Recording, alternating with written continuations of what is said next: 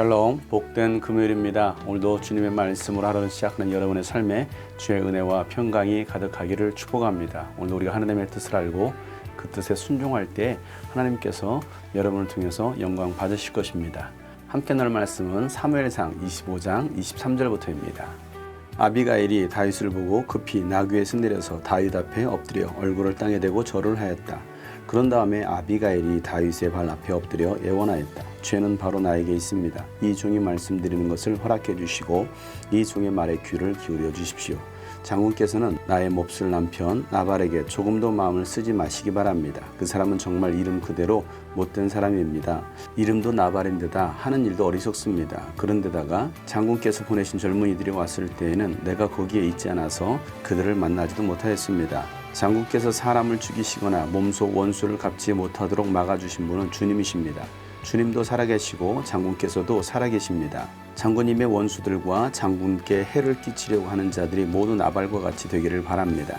여기에 가져온 이 선물은 장군님을 따르는 젊은이들에게 나누어 주시라고 내가 가져온 것입니다. 이 종의 허물을 용서해 주시기 바랍니다. 장군께서는 언제나 주님의 전쟁만을 하셨으니 주님께서 틀림없이 장군님의 집안을 영구히 세워주시고 장군께서 사시는 동안 평생토록 아무런 재난도 일어나지 않도록 도와주실 것입니다. 그러므로 어느 누가 일어나서 장군님을 죽이려고 쫓아다니는 일이 있더라도 장군님의 생명은 장군께서 섬기시는 주 하나님이 생명보좌에 싸서 보존하실 것이지만 장군님을 거역하는 원수들의 생명은 주님께서 돌팔매로 던지듯이 팽개쳐 버리실 것입니다. 이제 곧 주님께서 장군께 약속하신 대로 온갖 좋은 일을 모두 베푸셔서 장군님을 이스라엘의 영도자로 세워주실 터인데 지금 공연히 사람을 죽이신다든지 몸소 원수를 갚으신다든지 하여 왕이 되실 때에 후회하시거나 마음에 걸리는 일이 없도록 하시기 바랍니다. 주님께서 그처럼 좋은 일을 장군께 베풀어 주시는 날 이 종을 기억해 주시기 바랍니다. 다윗이 아비가일에게 말하였다. 주 이스라엘 하나님이 오늘 그대를 보내어 이렇게 만나게 해 주셨으니 주님께 찬양을 드리오. 내가 오늘 사람을 죽이거나 나의 손으로 직접 원수를 갚지 않도록 그대가 나를 지켜주었으니 슬기롭고 권면하여 준 그대에게도 감사하오. 하나님이 그대에게 복을 베풀어 주시기를 바라오.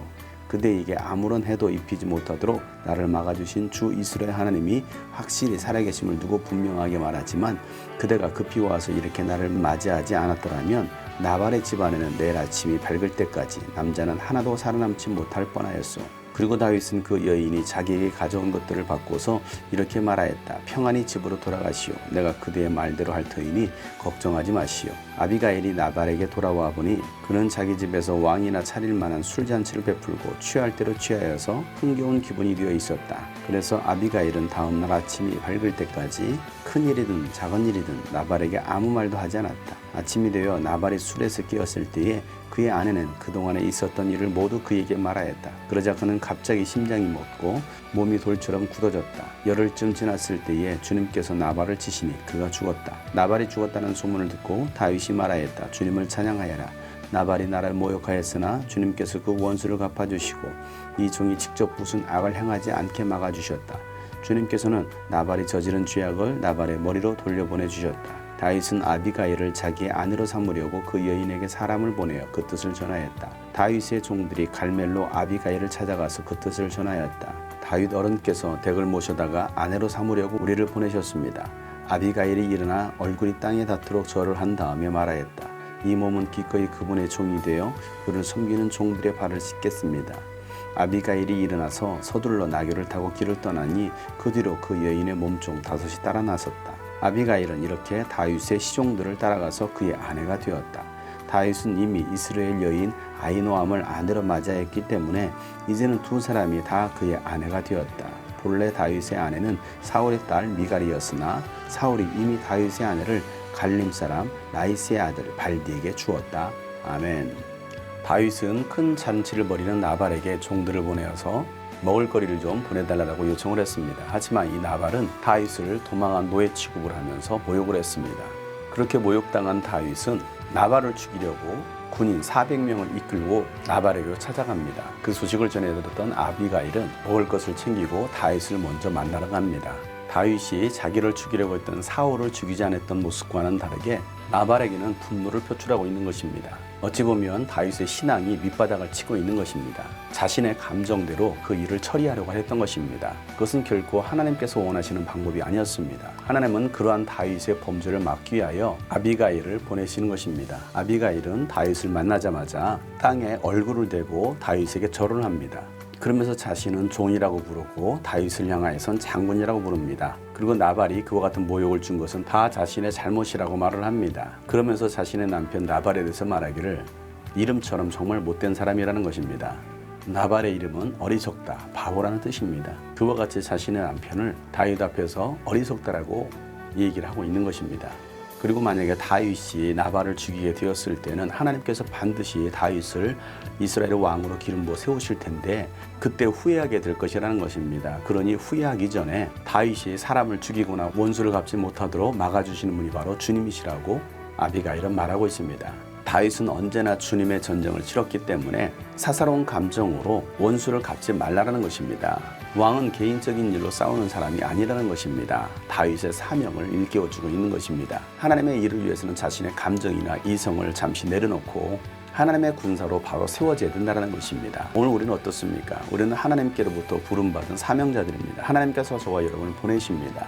우리가 그 주님의 사명을 감당할 때에 내 사사로운 감정에 이끌리는 것이 아니라 우리는 하나님의 뜻에 우리의 모든 이성과 감정까지도 조절할 수 있어야 되는 것입니다. 사사로운 감정 때문에 하나님의 일을 그르치는 사람들이 아니라 하나님의 뜻을 구할 수 있는 저와 여러분 되시기를 주의 이름으로 축복합니다.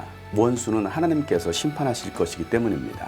그러니 우리에게 주어진 이 미래를 염두에 두고서 현실을 살아가라는 것입니다. 이 아비가일은 아름다울 뿐만 아니라 참 지혜로운 여인이었습니다.